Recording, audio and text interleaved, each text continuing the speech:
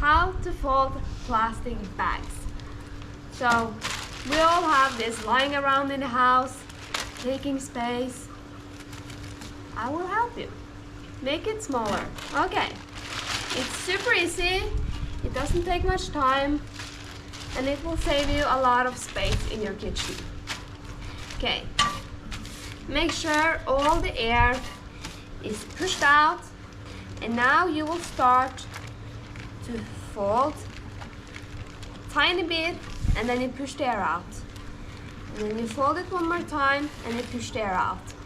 And it will be wise to push the air out. Don't do like this, because then it won't go out.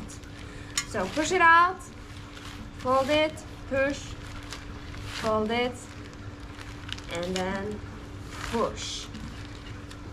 Flip it around, and now you first make a little square, and then you will make a small triangle.